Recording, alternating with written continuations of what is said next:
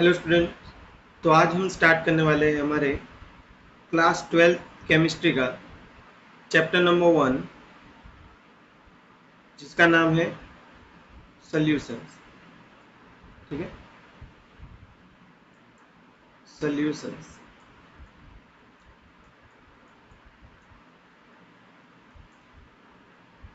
तो सबसे पहले समझते हैं कि सॉल्यूशन होता क्या है और कितने तरह के सॉल्यूशंस होते हैं।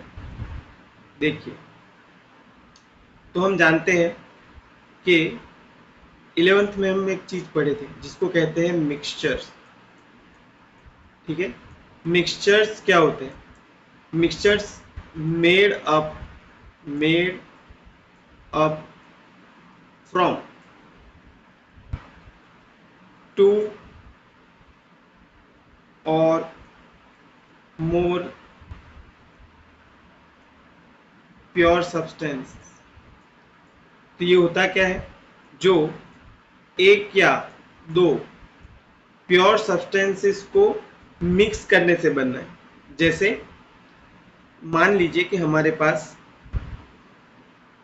होता है वाटर और इसके अंदर हम मिला दें शुगर, तो ऑब्वियसली ये क्या है? ये एक मिक्सचर है।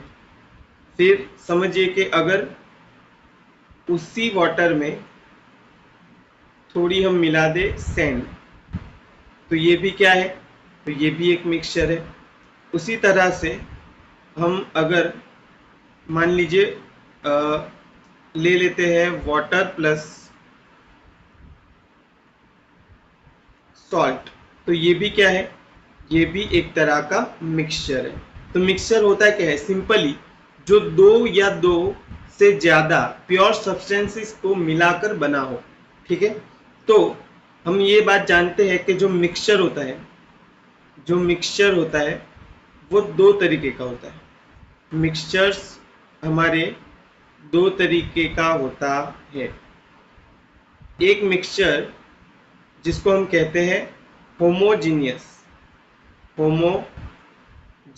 मिक्सचर, और एक होता है जिसको हम बोलते हैं हेट्रोजीनियस मिक्सचर। ठीक है, हेट्रोजीनियस मिक्सचर। तो होमोजीनियस और हेट्रोजीनियस मिक्सचर में क्या फ़र्क है? तो देखिए, होमोजीनियस मिक्सचर में टू और मोर, दो या दो से ज़्यादा, to or more pure substances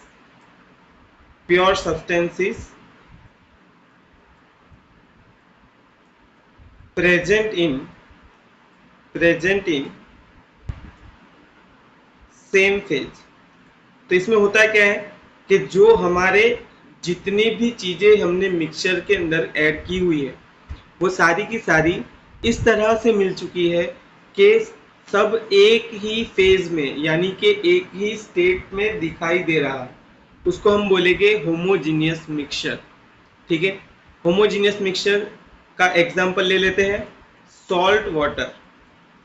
ठीक है, ये है हमारा, मान लीजिए कि पानी का एक ग्लास। ठीक है, अब इस पानी के ग्लास के अंदर मैंने पानी भरा हुआ है और ऊपर से मैं डाल रहा हूँ सॉल्ट। तो ये जो सॉल्ट है, ये पानी में जाने के बाद ये सॉल्ट और पानी दोनों एक ही फेज में आ जाएंगे, यानी कि अगर हम इसको देखेंगे तो हमें ये पता कभी नहीं चलेगा कि सॉल्ट और वाटर दोनों मिक्स है। सीधे हम नेकेड आई से इसको देखकर नहीं बता सकते कि ये दोनों अलग है। क्यों ऐसा हो रहा है? क्योंकि उसमें सेम कंपोजिशन होता है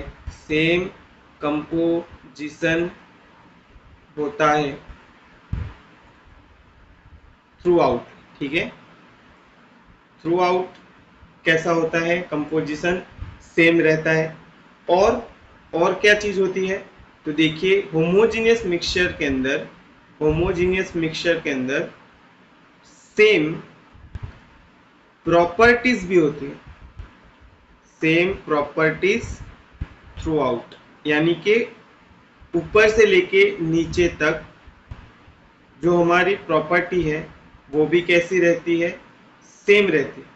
ठीक है, तो होमोजेनियस मिक्सचर क्या होगा, वो मिक्सचर जिसके अंदर दो या दो से ज्यादा मिले हुए पदार्थ, ऐसे सब्सटेंसेस इस तरह से मिलके बैठे हुए हैं कि हम अपनी आंखों से देखकर ये नहीं बता सकते कि इसके अंदर दो या दो से ज्यादा चीजें प्रेजेंट है। ठीक है, तो अभी हम बात करते हैं हेट्रोजीनियस मिक्सचर की, जहां पे to or more pure substances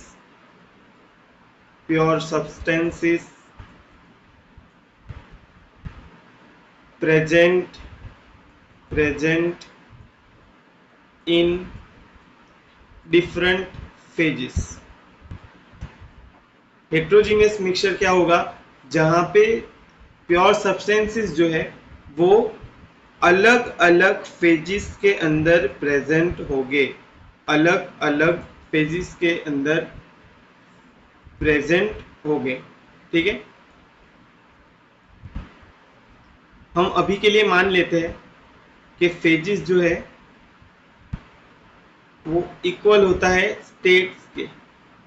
ठीक है, हम स्टेट के बारे में जानते हैं, state of matter, solid, liquid, gas.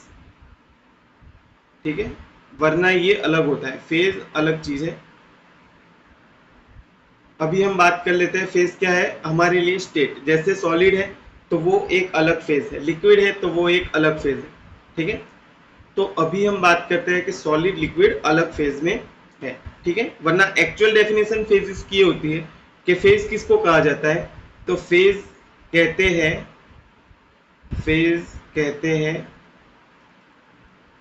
Same composition and definite thermal properties, जिसके पास ये चीजें हो उसी को हम स्टेट कहते हैं, जिसका कंपोजिशन सेम हो और थर्मल प्रॉपर्टीज जैसे पीवी, पीवीटी, एन, जो हमारे स्टेट फंक्शंस है वो क्या रहने चाहिए, सेम रहने चाहिए। ठीक है, तो अभी हम फेज को मान लेते हैं कि स्टेट ऑफ मैटर यानी सॉलिड, लिक्विड, गैस, तो ये अलग अलग फेज हो गए।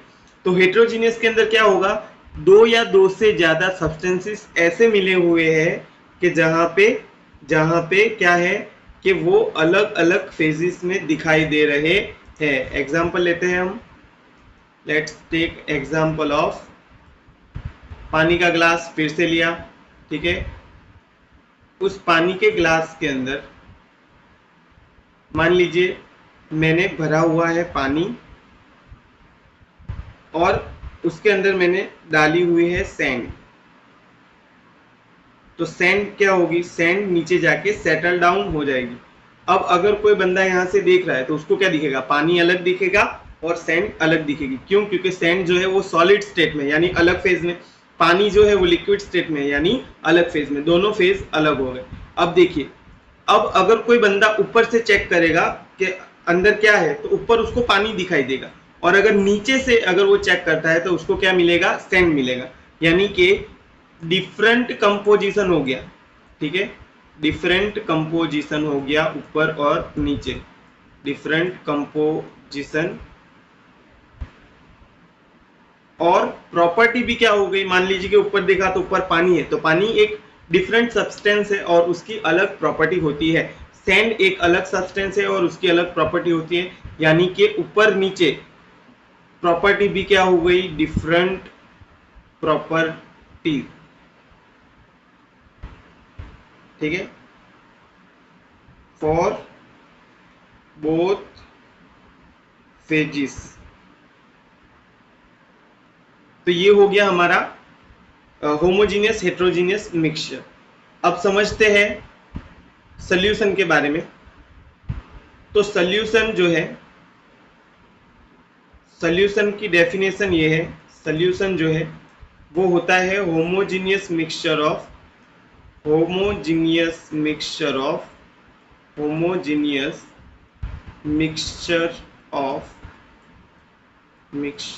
ऑफ प्योर सब्सटेंसेस, यानी कि प्योर सब्सटेंसेस का होमोजीनियस मिक्सचर ही क्या कहलाता है, सॉल्यूशन कहलाता है।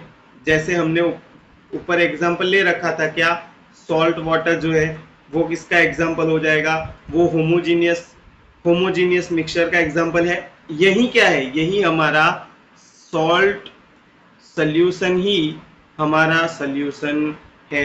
ठीक है, ये तो एक बात हो गई। वैसे ही अगर आपको बोला जाए कि हमारे पास मान लीजिए कि 22 कैरेट गोल्ड है, ठीक है, 22 कैरेट गोल्ड है, तो ये किसका एग्जांपल है, तो यस ये भी सॉल्यूशन का एग्जांपल है। क्यों, क्योंकि through out composition remain same, properties remain same, और नेकेड आई से आप बता नहीं सकते कि इसके अंदर कितना गोल्ड है और कितना कॉपर या फिर जिंक मिलाया हुआ है, क्योंकि 22 कैरेट गोल्ड क्या है, हमारा एक एलॉय है, और एलॉय भी क्या है, एक तरह का सॉल्यूशन होता है। ठीक है, इसका स्टेट अलग होता है, इसी वास्ते इसको अलग नाम दिया जाता है, जैसे सॉलिड सॉल्यूशन, पर हम इसको भी क्या कंसीडर करेंगे, ये भी एक सॉल्यूशन होता है। ठीक है, तो जो सॉल्यूशन होता है, सॉल्यूशन के अंदर दो या दो से ज्यादा चीजें मिक्स होने पर क्या हमेशा सर सॉल्यूशन बनेगा, तो नहीं। देखिए, क्योंकि क्या होता है, कभी कभी अंदर जो पार्टिकल्स है वो अलग अलग साइज में हो सकते हैं, जिसके कारण क्या होगा कि वो अलग अलग तरह का टाइप बनेगा। ठीक है, तो टाइप्स ऑफ सॉल्यूशन में हम सॉल्यूशंस के टाइप्स बनाएंगे based on particle size, based on size of particles. तो पार्टिकल्स की साइज के अकॉर्डिंग हम सॉल्यूशन को 3 पार्ट में डिवाइड कर सकते हैं। ठीक है, हम सॉल्यूशन को 3 पार्ट में डिवाइड कर सकते हैं, जैसे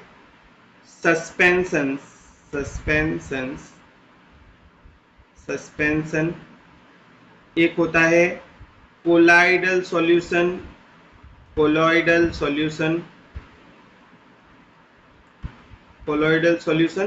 और लास्ट में आता है हमारा ट्रू सॉल्यूशन। ठीक है, इसमें से जो हमारा सस्पेंशन है वो हेटेरोजीनियस होता है,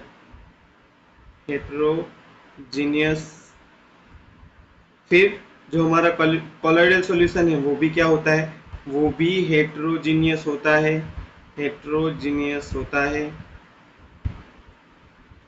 और हमारा जो ट्रू सॉल्यूशन है वही क्या होता है, सिर्फ होमोजेनियस होता है। ठीक है, तो हम बात करते हैं इन तीनों के बारे में, इन डेप्थ कंपैरिजन ही कर लेते हैं कि इन तीनों में क्या क्या डिफरेंस है और ये तीनों होते क्या है। देखिए, सबसे पहले मैं लिखता हूं प्रॉपर्टी, कंपेयर कर रहा हूं मैं तीनों को। पहले लिख रहा हूं सस्पेंशन, कोलॉइडल सॉल्यूशन या फिर कोलॉइड। ठीक है, और लास्ट में लिख रहा हूं ट्रू सॉल्यूशन। अब इन तीनों के अंदर जो डिफरेंसेस है वो हम देखते हैं। सबसे पहले बात करते हैं पार्टिकल साइज के बारे में। तो इन तीनों में 2 हेटेरोजीनियस है, एक हमारा क्या है, होमोजीनियस है। ठीक है, तो सबसे पहले प्रॉपर्टी हम कंपेयर करते हैं पार्टिकल साइज की। ये है मिक्सचर, तीनों के तीनों टाइप्स ऑफ मिक्सचर्स है।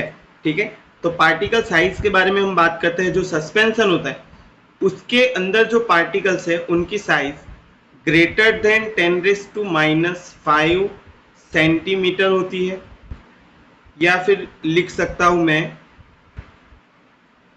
10⁻³ यानी 1000 एंगस्ट्रॉम से ज्यादा पार्टिकल साइज हो सकती है, या फिर पार्टिकल साइज जो है वो 100 मिली माइक्रोन हो सकती है। ये भी यूनिट किसका है, साइज के लिए मिली माइक्रोन भी यूज किया जाता है। ठीक है, तो पार्टिकल साइज क्या होगी, देखिए 1000 एंगस्ट्रॉम से ज्यादा होगी, यानी -10⁻⁵ सेंटीमीटर से बड़े हो गए पार्टिकल्स।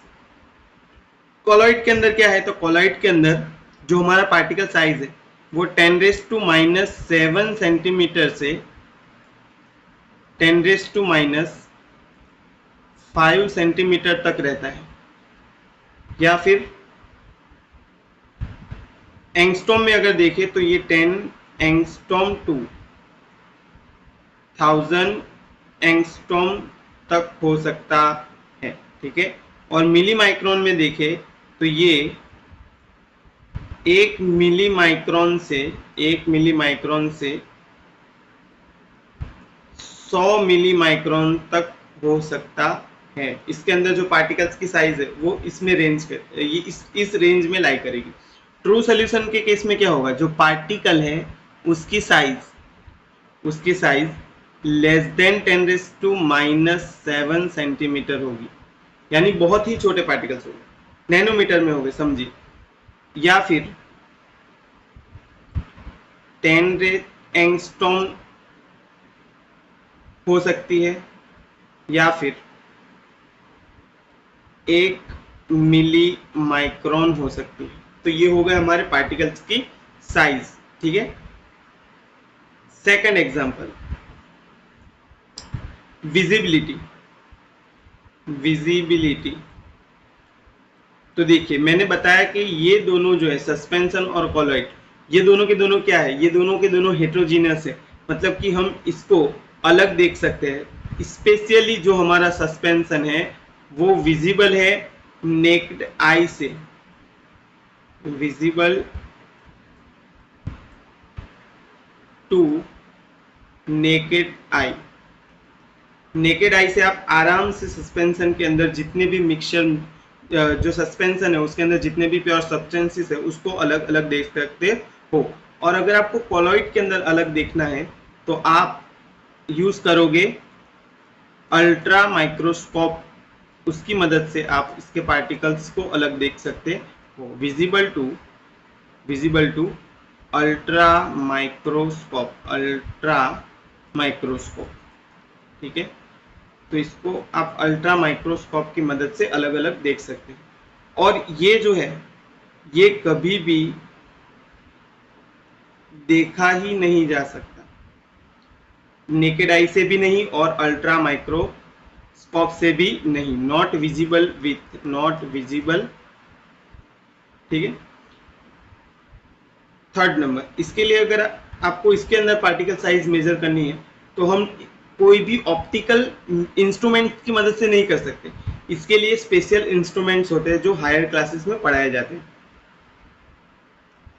अभी हम बात करेंगे थर्ड नंबर, सेटलिंग की बात करें तो जो सस्पेंशन के पार्टिकल्स हैं वो सेटल्स विथ ग्रेविटी, यानी कि ग्रेविटी की प्रेजेंस में इसके जो पार्टिकल्स हैं वो नीचे बैठ जाते हैं। जो भी हमने जिसमें भी ले रखा है सस्पेंशन, उसके अंदर नीचे की तरफ आपको पार्टिकल दिखेगी अगर आप ग्रेविटी के प्रेजेंस में उसको रखते हो। ठीक है, ये जो हमारा कॉलॉइड है इसके अंदर कभी सेटल नहीं करते, does not settle, but it may be settled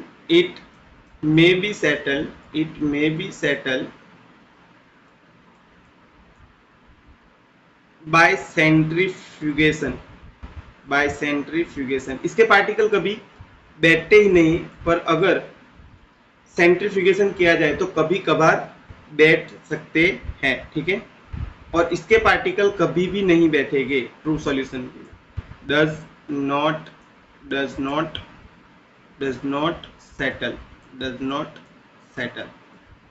ये हो गए हमारे तीनों के बीच में सेटिंग की कंपैरिजन कि किसके पार्टिकल्स बैठ जाएंगे या किसके पार्टिकल्स नहीं बैठेंगे। ठीक है, अब बात कर लेते हैं फोर्थ नंबर पर, अपीयरेंस, अपीयरेंस, तो इसका जो अपीयरेंस होता है वो ओपाक टाइप का होता है, इसका अपीयरेंस ओपाक टाइप का, इसका होता है ओपाक, ओपाक टू क्लियर, यानी कि कभी कभी ओपाक दिखाई देता है, कभी कभी कुछ केसेस में क्लियर भी हो सकता है, और इसका जो अपीयरेंस है वो क्लियर होगा, यानी ये अगर आपके पास ट्रू सॉल्यूशन है तो वो आपको क्लियर दिखाई देगा, अंदर आपको देखोगे तो आपको कोई दो या दो से ज्यादा पार्टिकल्स घूमते नजर नहीं आएंगे। 5 नंबर, पाथ ऑफ लाइट, अगर आप लाइट इसमें से पास करना चाहो तो इसके अंदर से आपको नहीं दिखेगा, सस्पेंशन के अंदर आपको लाइट का जो पाथ है वो बनता नहीं दिखेगा, ठीक है, पर कोलॉइडल सॉल्यूशन के अंदर दिखेगा, जिसको हम टिंडल इफेक्ट के नाम से जानते हैं, टिंडल इफेक्ट के नाम से जानते हैं, जो हम 9th के अंदर पढ़ के आते हैं, ठीक है। और ट्रू सॉल्यूशन के अंदर भी पाथ कभी विजिबल होता ही नहीं है, लाइट का पाथ सिर्फ कोलॉइड सॉल्यूशन के अंदर विजिबल होता है, और अगर जो हमारा सस्पेंशन है उसको हम स्टर कर दे तो उसके पार्टिकल्स अगर मूवमेंट में आ जाते हैं तो उसका पाथ विजिबल हो सकता है, वरना सिर्फ कोलॉइड है जो टिंडल इफेक्ट शो करेगा। चलिए एग्जांपल से समझते हैं। एग्जांपल में सस्पेंशन का एग्जांपल लेते हैं, तो मडी वाटर, ठीक है, यानी कीचड़, कीचड़ को आप देखोगे, कीचड़ को लेकर आओ पानी में डालो तो वो नीचे जाके सेटल डाउन हो जाएगा, क्यों? क्योंकि जो हमारा मडी वाटर है वो किसका एग्जांपल है? सस्पेंशन का, उस पर ग्रेविटी के इफेक्ट होती है। और ये जो है हमारा कोलॉइड, कोलॉइड का बेस्ट एग्जांपल है मिल्क।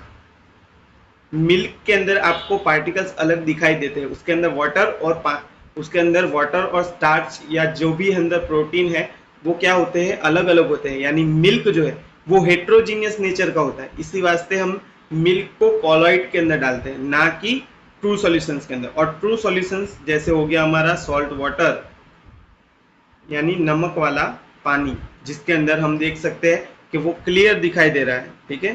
तो ये हो गए हमारे सॉल्यूशन के टाइप्स, ठीक है, या फिर इसको कह सकते हैं ये हो गए हमारे मिक्सचर के टाइप्स। अभी हम जो है वो बात कर लेते हैं एप्लीकेशन ऑफ सॉल्यूशन, या फिर मिक्सचर जो है उसका एप्लीकेशन क्या होता है। देखिए समझते हैं application of mixture, application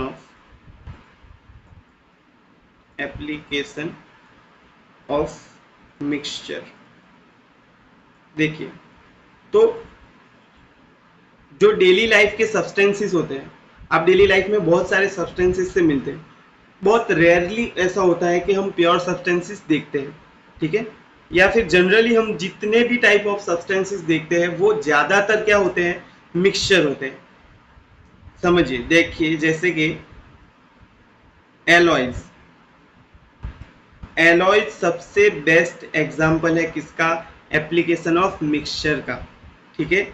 alloys के केस में जैसे हमारे पास हो गया ब्रास, तो जो हमारा ब्रास है वो जो है वो मिक्सचर है कॉपर और जिंक का। किसका मिक्सचर है? कॉपर और जिंक का। एलॉय में जो ब्रास है वो कॉपर और जिंक का मिक्सचर है। और है हमारे पास जर्मन सिल्वर, जो जर्मन सिल्वर है वो भी क्या है? एक एलॉय है। वो किसका मिक्सचर है? तो वो मिक्सचर है हमारा कॉपर प्लस जिंक प्लस निकल का। जर्मन सिल्वर मिक्सचर है copper plus zinc plus mixture का। और हमारे पास एग्जाम्पल है ब्रॉन्ज, ठीक है, जिसके मेडल बनते हैं, वो जो है वो भी एक एलॉय है। वो किसका मिक्सचर है? तो वो है हमारा कॉपर प्लस टीन का मिक्सचर।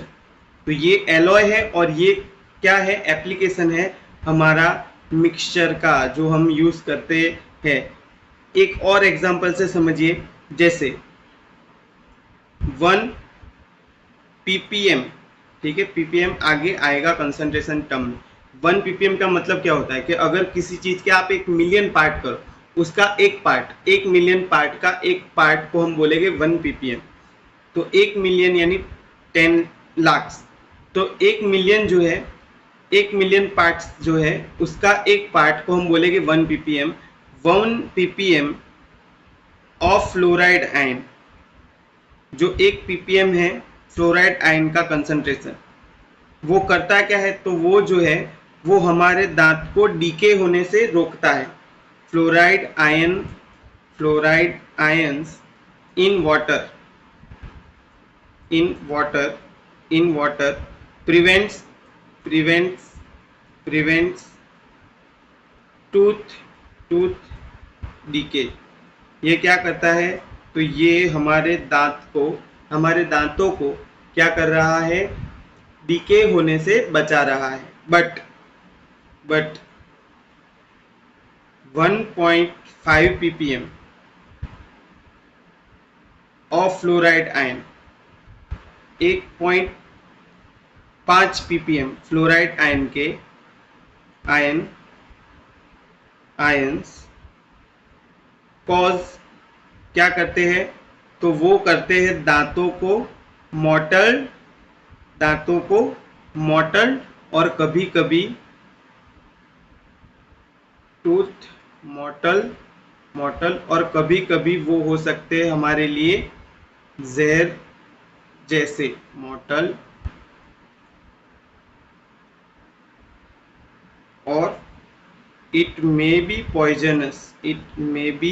poisonous to us, यानी 1.5 ppm कंसंट्रेशन से अगर ज़्यादा कंसंट्रेशन होता है, या उतना या उससे ज़्यादा कंसंट्रेशन फ्लोराइड आयन का वाटर के अंदर होता है, तो ये हमारे दांतों को क्या करता है, तो दांतों को हमारे मोटल करता है, और वो पॉइजनस भी हो सकता है, यानी इससे डेथ भी हो सकती है। इसका बेस्ट एग्जांपल क्या है, तो रेट पॉइजन जो है वो सोडियम फ्लोराइड से बनता है, समझ जाइए। रेट पॉइजन जो है वो बनता है सोडियम फ्लोराइड से, यानी कि रेट पॉइजन के अंदर सोडियम फ्लोराइड है, तो ये हमारे लिए पॉइजनस हो सकता है, फ्लोराइड आयन का ज़्यादा कंसंट्रेशन होना, ठीक है। फिर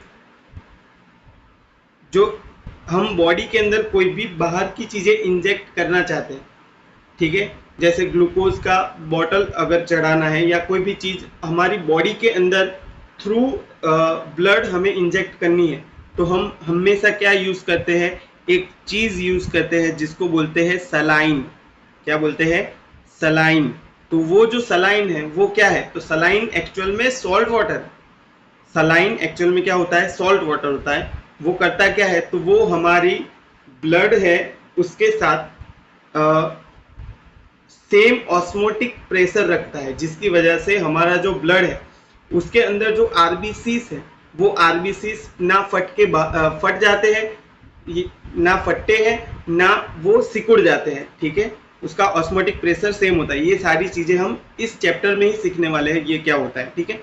तो लिख लेते हैं हम कि इंटरवेनस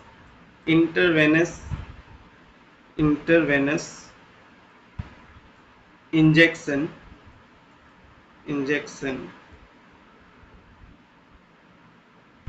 used सलाइन, ठीक है। सलाइन क्या है, 0.9% W/V salt water, W/V salt water. अगर ये 0.9% W/V में है तो इसको हम बोलेंगे सलाइन या सॉल्ट वाटर। अगर इससे ज़्यादा है और हायर है तो उसको हम बोलेंगे ब्राइन वाटर, ठीक है। जैसे हमारा जो दरिया का पानी है, सी का वाटर है, सी वाटर जो है उसको हम क्या बोलते हैं, ब्राइन वाटर। तो ये अगर 0.9 W/V से है तो इसको हम बोलेंगे सलाइन वाटर। और ये जो सलाइन वाटर है, ये सलाइन वाटर यूज़ किया जाता है हमारी बॉडी के अंदर कोई भी चीज़ इंजेक्ट करने के लिए थ्रू ब्लड। तो ये इतना हमारे लिए इम्पोर्टेंट है। समझिए, जो हमारा मिक्सचर है वो हमारे लिए बहुत सारी चीज़ों में इम्पोर्टेंस रखता है। तो वो हम इस चैप्टर में समझते हैं इसके बारे में कि सॉल्यूशंस होते क्या है, इनके क्या क्या टाइप्स होते हैं। और जब भी मैं word through out this chapter, जब भी मैं सॉल्यूशन बोलूँगा तो आप क्या रिफर करोगे? Solution referred solution referred to true solution. तो जब भी सॉल्यूशन शब्द या वर्ड मैं यूज करूँगा तो समझ जाना कि मैं ट्रू सॉल्यूशन की बात कर रहा हूँ।